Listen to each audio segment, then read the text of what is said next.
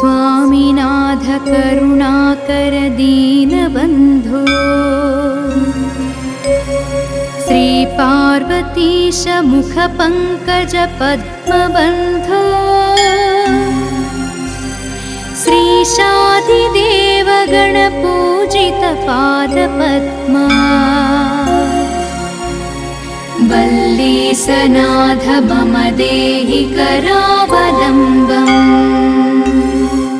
తాకట్టులో ఉన్న బంగారాన్ని విడిపించి ఆ రోజు ఆన్లైన్ రేటుకే మేము కొంటాం. Sharma gold company. देवादिदेव सुत देवगणाधिनाथ देवेन्द्र वन्द्य मृदु पंकज मंजुपाद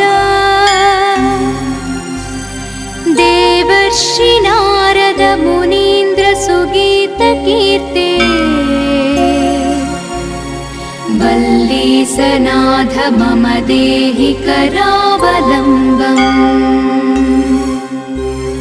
नित्यान्नदान निरताखिल रोगहारम्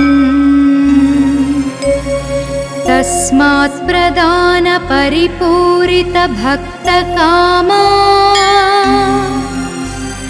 श्रुत्यागम प्रणव वाच्य निज स्वरूप वल्लीसनाथ मम देहि करावलम्बम्। क्रौञ्चासुरेन्द्र परिखण्डन शक्तिशूल पाशादिशस्त्र परिमण्डित दिव्यपाणे श्रीकुण्डलीश धृततुण्ड्र सिखीन्द्रवाहा वल्लीसनाथ मम देहि करावलम्बम्। देवाधिदेव रथमण्डल मध्यवेद्य देवेन्द्र पीडनकरं दृढचापहस्तम् शूरं निहत्य सुरकोटिभिरीड्यमाना वल्लीसनाथ मम देहि करावलम्बम्। हारादिरत्नमणियुक्त किरीटहार केयूरकुण्डल लसत्कवचाभिरामा हे वीरतारक जयामर बृन्दवन्द्य वल्लीसनाथ मम देहि करावलम्बम्। पञ्चाक्षरादिमनुमन्त्रित गाङ्गतोयैः पञ्चामृतैः प्रमुदितेन्द्र मुखैर्मुनीन्द्रैः पट्टाभिषिक्त हरियुक्त पराशनाथ वल्लीसनाथ मम देहि करावलम्बम्। श्रीकार्तिकेय करुणामृतपूर्णदृष्ट्या कामादिरोगकलुषीकृतदुष्टचित्तम् सिक्त्वा तु मामवकणाधरकान्तकान्त्या वल्लीसनाथ मम देहि करावलम्बम्। सुब्रह्मण्याष्टकं पुण्यं ये पठन्ति द्विजोत्तमाः ते सर्वे मुक्तिमायन्ति सुब्रह्मण्य प्रसादतः।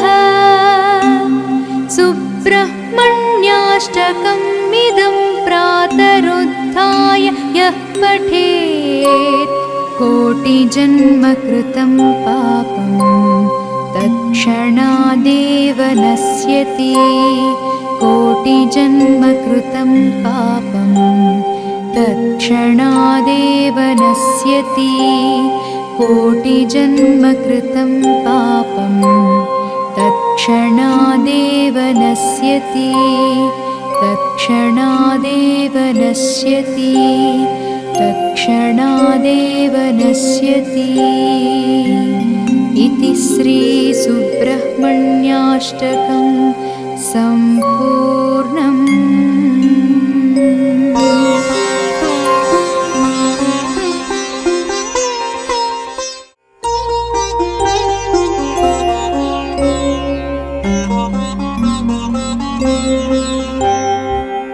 स्वामिनाथ करुणाकर दीनबन्धो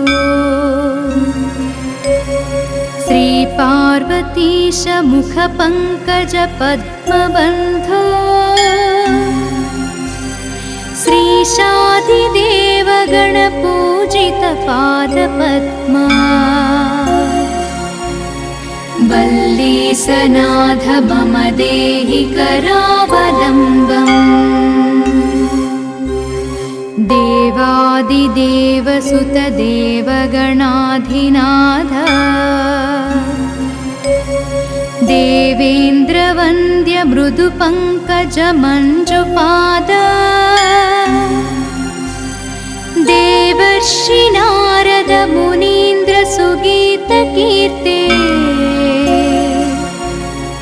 वल्लीसनाथ मम देहि करावलम्बम् नित्यान्नदान निरताखिल रोगहारन् तस्मात् प्रदान परिपूरित भक्तकामा श्रुत्यागम प्रणववाच्य निजस्वरूप वल्लीसनाथ मम देहि करावलम्बम् क्रौञ्चासुरेन्द्र परिखण्डन शक्तिशूल पाशादिशस्त्र परिमण्डित दिव्यपाणे श्रीकुण्डलीश धृततुण्ड्र सिकीन्द्रवाहा वल्लीसनाथ मम देहि करावलम्बम् देवाधिदेव रथमण्डल मध्यवेद्य देवेन्द्रपीडनकरं दृढचापहस्तम् शूरं निहत्य सुरकोटिभिरीड्यमाना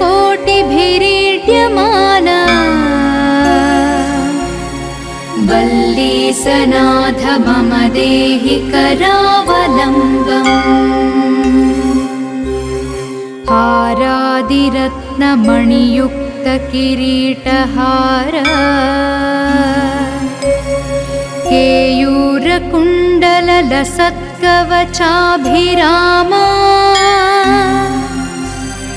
हे वीरतारक जयामर बृन्दवन्द्य वल्लीसनाथ मम देहि करावलम्बम्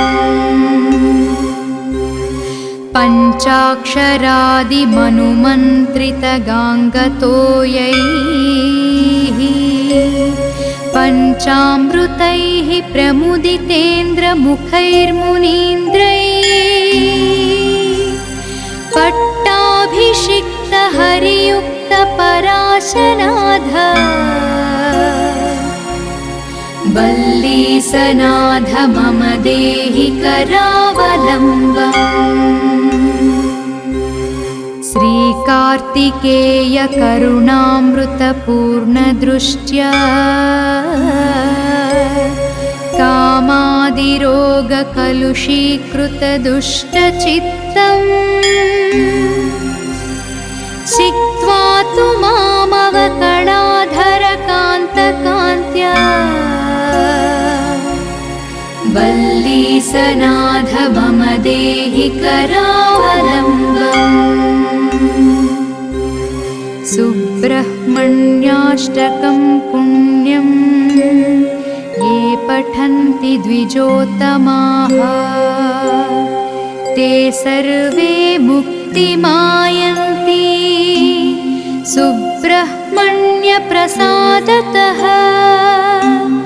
सुब्रह्मण्याष्टकम् इदं प्रातरुत्थाय यः पठेत् कोटिजन्मकृतं पापं तत्क्षणादेव नश्यति। कोटिजन्मकृतं पापं तत्क्षणादेव नश्यति। कोटिजन्मकृतं पापं तत्क्षणादेव नश्यति। तत्क्षणादेव नश्यति। तत्क्षणादेव नश्यति। इति श्रीसुब्रह्मण्याष्टकं सम्पूर्णम्।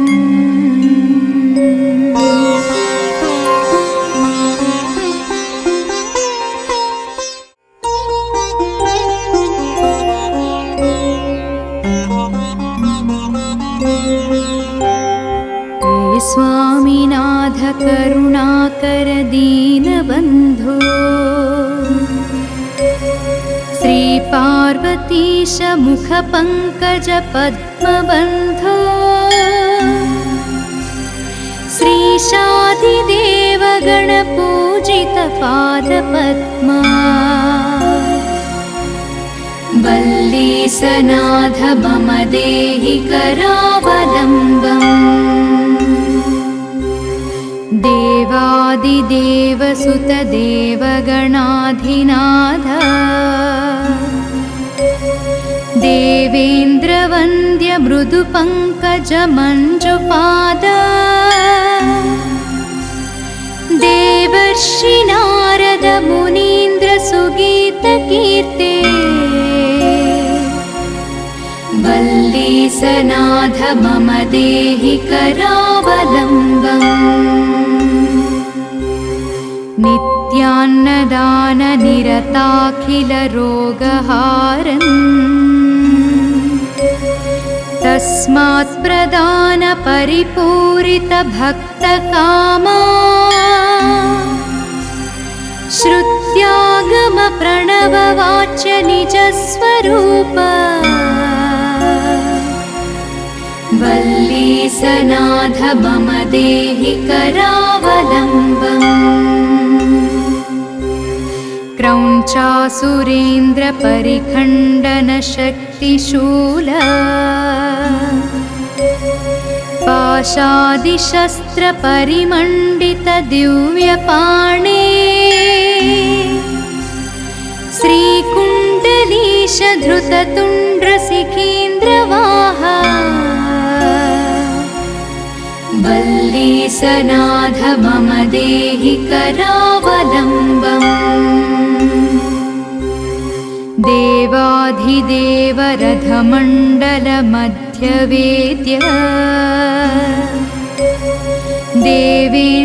देवेन्द्रपीडनकरं दृढचापहस्तम् शूरं निहत्य सुरकोटिभिरीड्यमाना वल्लीसनाथ मम देहि करावलम्बम्। हारादिरत्नमणियुक्तकिरीटहार केयूरकुण्डललसत्कवचाभिरामा हे वीरतारक जयामर बृन्दवन्द्य वल्लीसनाथ मम देहि करावलम्बम्। पञ्चाक्षरादिमनुमन्त्रितगाङ्गतोयैः पञ्चामृतैः प्रमुदितेन्द्रमुखैर्मुनीन्द्रैः पट्टाभिषिक्त हरियुक्त पराशनाथ वल्लीसनाथ मम देहि करावलम्बम् श्रीकार्तिकेय करुणामृतपूर्णदृष्ट्या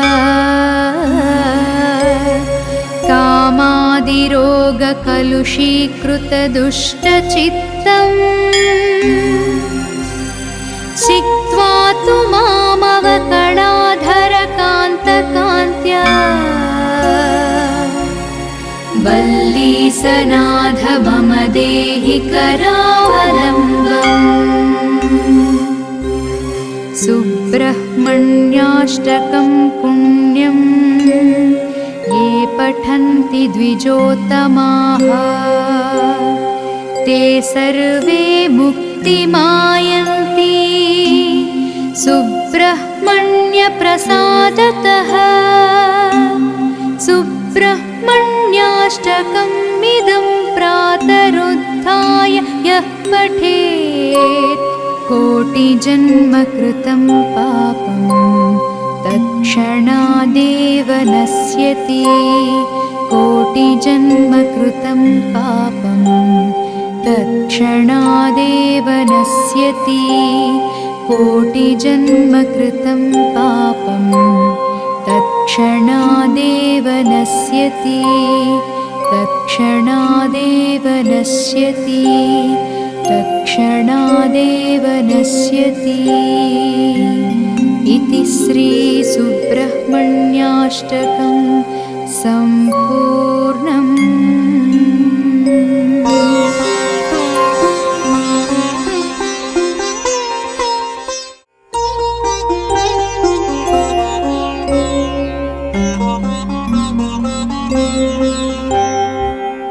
स्वामिनाथ करुणाकर दीनबन्धो श्रीपार्वतीश मुखपङ्कज पद्मबन्धो श्रीशादिदेव गणपूजित पादपद्मा वल्लीसनाथ मम देहि करावलम्बम् देवादिदेव सुत देवगणाधिनाथ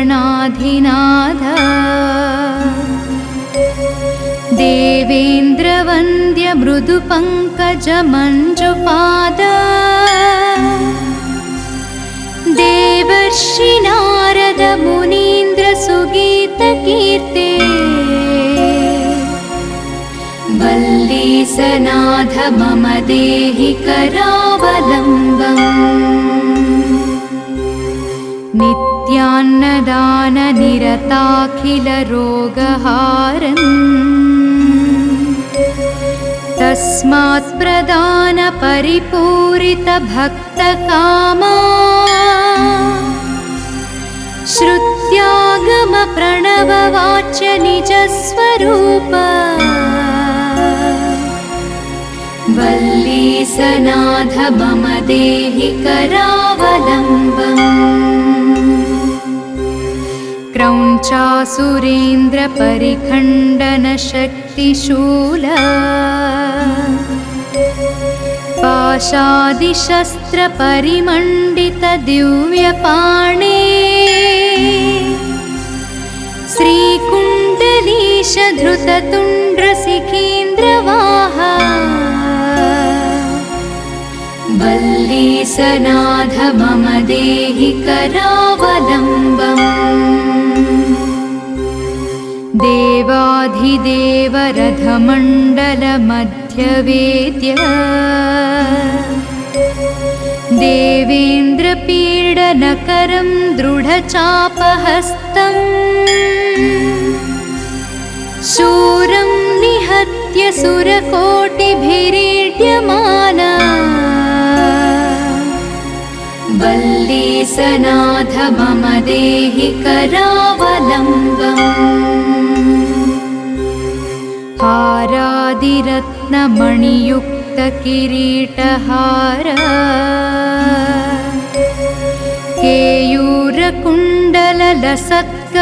केयूरकुण्डललसत्कवचाभिरामा हे वीरतारक जयामर बृन्दवन्द्य वल्लीसनाथ मम देहि करावलम्बम् पञ्चाक्षरादिमनुमन्त्रितगाङ्गतोयैः पञ्चामृतैः प्रमुदितेन्द्रमुखैर्मुनीन्द्रैः पट्टाभिषिक्तहरियुक्तपराशनाथ वल्लीसनाथ मम देहि करावलम्बम् श्रीकार्तिकेय करुणामृतपूर्णदृष्ट्या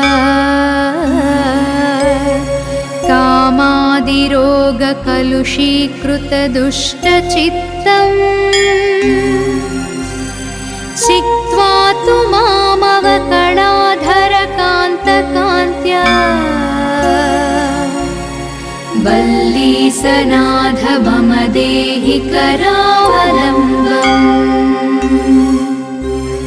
सुब्रह्मण्याष्टकं पुण्यं ये पठन्ति द्विजोत्तमाः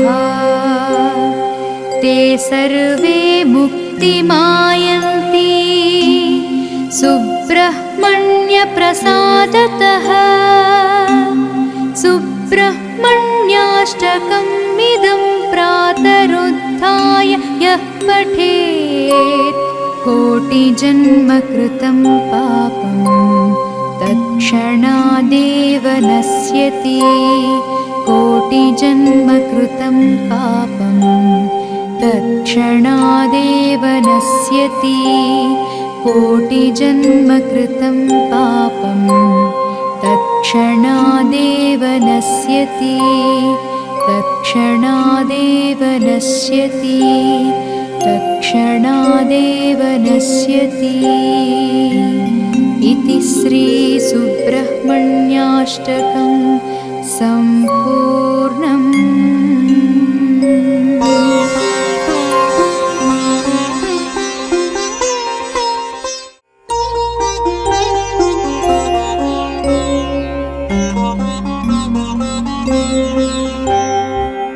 स्वामिनाथ करुणाकर दीनबन्धो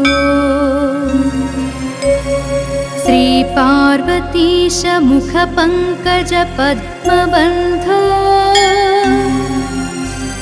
श्रीशाधिदेव गणपूजित पादपद्मा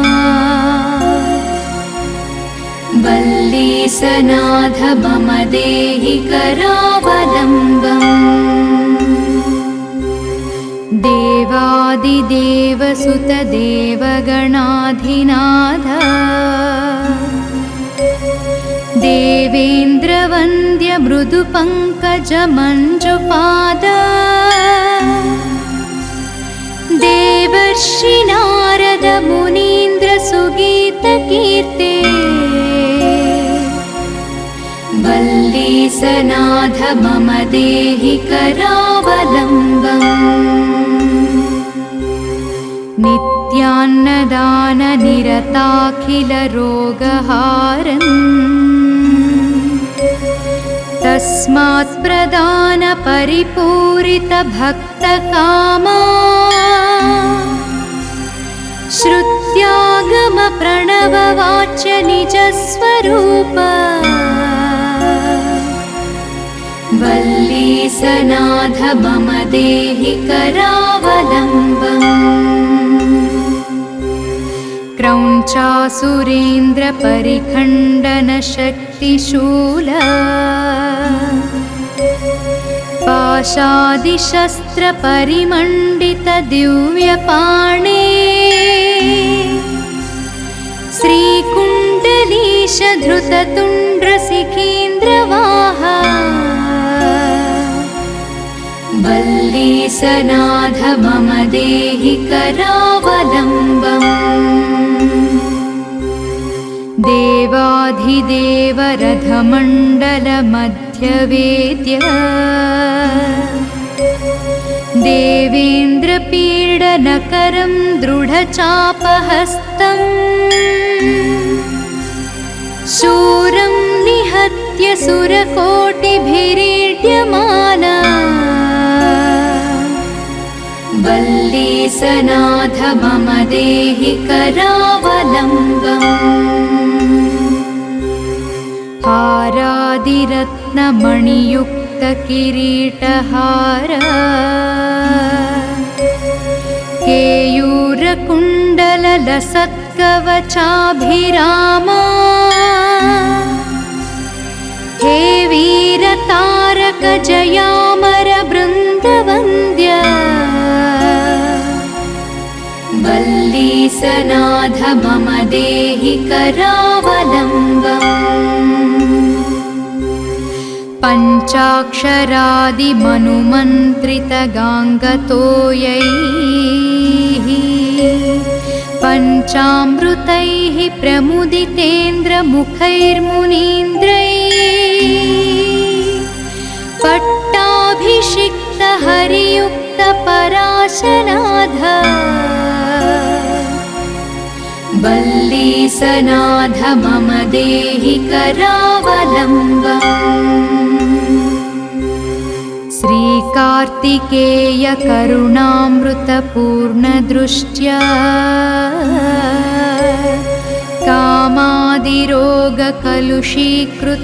कामादिरोगकलुषीकृतदुष्टचित्तम् छित्त्वा तु मामवकणाधरकान्तकान्त्या वल्लीसनाथ मम देहि करावलम्बम् सुब्रह्मण्याष्टकं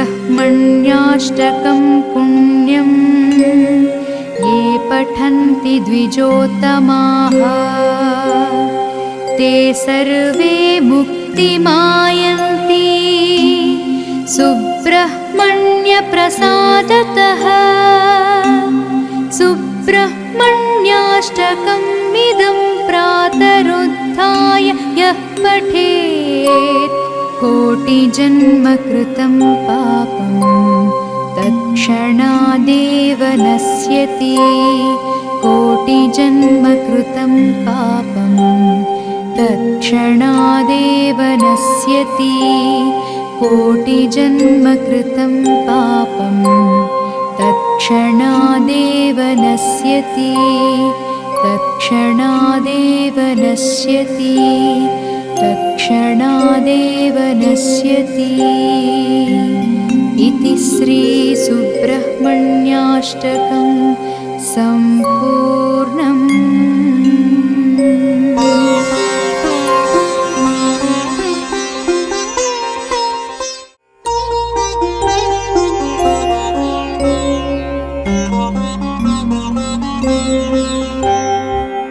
स्वामिनाथ करुणाकर दीनबन्धो श्रीपार्वतीश मुखपङ्कज पद्मबन्धो श्रीशादिदेव गणपूजित पादपद्मा वल्लीसनाथ मम देहि करावलम्बम् देवादिदेव सुत देवगणाधिनाथ देवेन्द्रवन्द्य मृदुपङ्कज मञ्जुपाद देवर्षि नारद मुनीन्द्र सुगीतकीर्ते वल्लीसनाथ मम देहि करावलम्बम् नित्यान्नदान निरताखिल रोगहारन् तस्मात् प्रदान परिपूरित भक्तकामा श्रुत्यागम प्रणववाच्य निजस्वरूप वल्लीसनाथ मम देहि करावलम्बम् क्रौञ्चासुरेन्द्रपरिखण्डनशक्तिशूल पाशादिशस्त्रपरिमण्डितदिव्यपाणे श्रीकुण्डलीशधृततुण्ड्रशिखीन्द्रवाहा वल्लीसनाथ मम देहि करावलम्बम्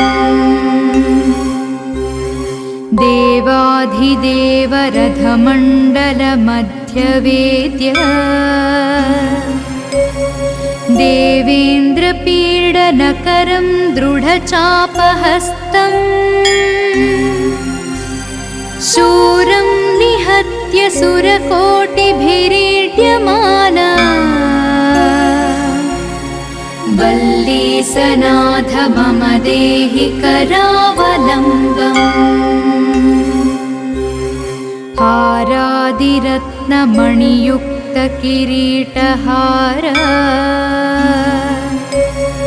केयूरकुण्डललसत्कवचाभिरामा हे वीरतारकजयामरबृन्दवन्द्य वल्लीसनाथ मम देहि करावलम्बम् पञ्चाक्षरादिमनुमन्त्रितगाङ्गतोयैः पञ्चामृतैः प्रमुदितेन्द्रमुखैर्मुनीन्द्रैः पट्टाभिषिक्तहरियुक्तपराशनाथ वल्लीसनाथ मम देहि करावलम्बम् श्रीकार्तिकेयकरुणामृतपूर्णदृष्ट्या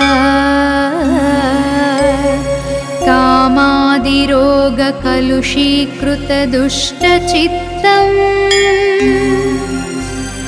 सिक्त्वा तु मामवकणाधरकान्तकान्त्या वल्लीसनाथ मम देहि करावलम्बम् सुब्रह्मण्याष्टकं